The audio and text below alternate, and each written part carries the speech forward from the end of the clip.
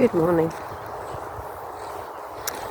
As we come out of the depths of winter, moving closer to March and the spring equinox, it gets us thinking about the powers of the east direction, the medicine wheel, which embodies the element of air, the winged ones, new beginnings, new growth, new birth, new projects, new ideas, inspiration. And it got me thinking about working with the element of air primarily, the wind,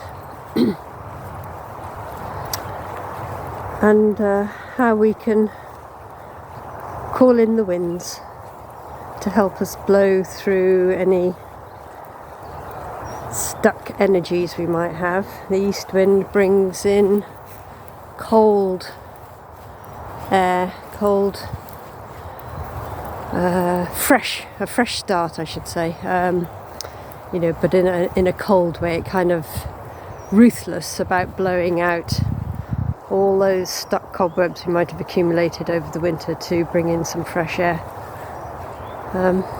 And it's something that has been worked with for a long time. I don't know whether you've ever heard of wind witches. In the olden days, when sailing boats, huge sailing boats were a thing that carried produce from the east to this country. A lot of the sailors were very superstitious, or a lot of them couldn't swim actually, so they were, not only was it hard work, but it was also a really scary thing, because if your ship sunk, they were pretty well doomed. They couldn't swim mostly.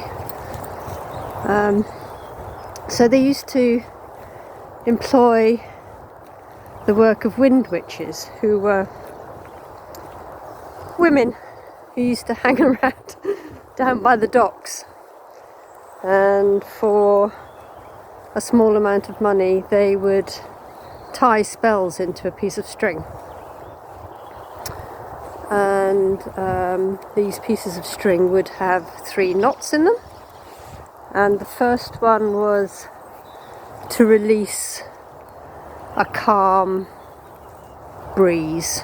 If the ship was stuck in the doldrums and they needed some wind to get them going, they would perhaps release one of the knots to bring in a breeze to keep the ship moving.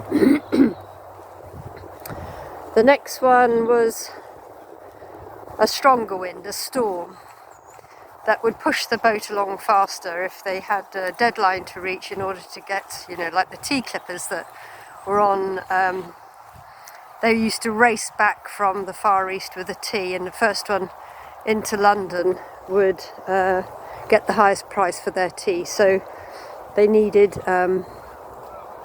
to move quickly, and that's why the ships like the Cutty Sark were so streamlined and quite small. And I think the Cutty Sark was one of the fastest clippers to bring tea back from India and China.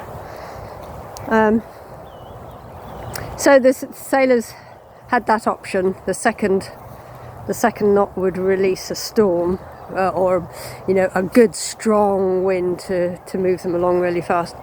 And then the third one was to release a tempest, and usually that was done to perhaps affect other ships, perhaps if they were in a battle, or whatever other reason you might need a tempest, a shipwreck, a ship that was in competition to you in some way. And so these wind witches would set their intentions into these knots and sell the pieces of string to the sailors so that they could go off and sail with confidence that they had a pocket full of intentions and spells that they could utilise on their trip. And the same with us, in these days really.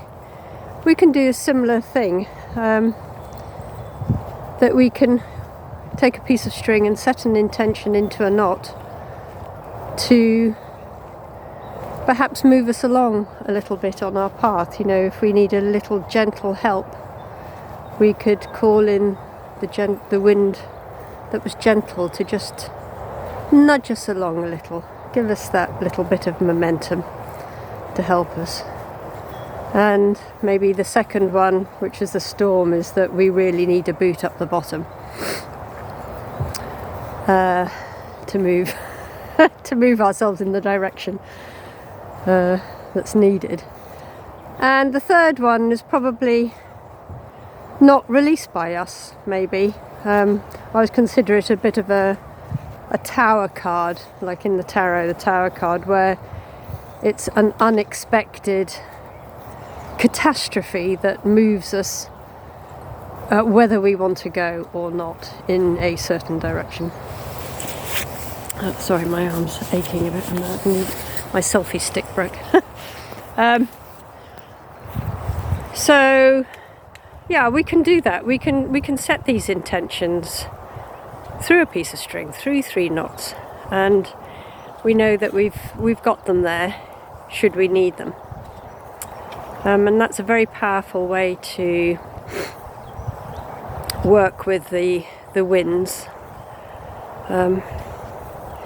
which are powerful. I think I was just trying to think. Somebody's written a book on wind spirits. I think her name's Renee Berrybow, something like that. I think it's called.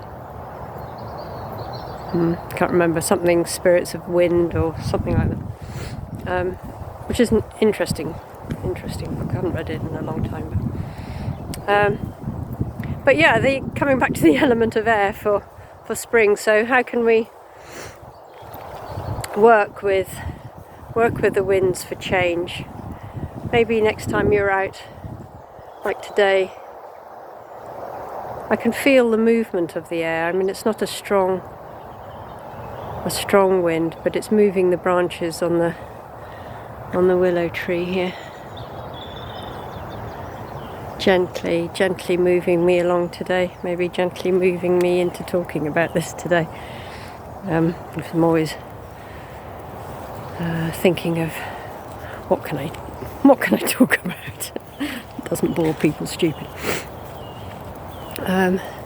But maybe when you go out on a walk when it's windy, think about, what's the wind telling me? What's it doing? Is it curling around my neck gently, or is it ruffling my hair? So I need perhaps to look at something I need to be doing that I've been putting off doing. And if I don't take these steps myself, maybe that tempest will come and shipwreck me. So I have to move. Anyway, it's quite cold today. I find it. These last couple of days have been really damp and cold. It's not a weather I like particularly, although, you know, I've come to learn to love winter in this country, having been in a hot country for so long. Take every day as it comes, really.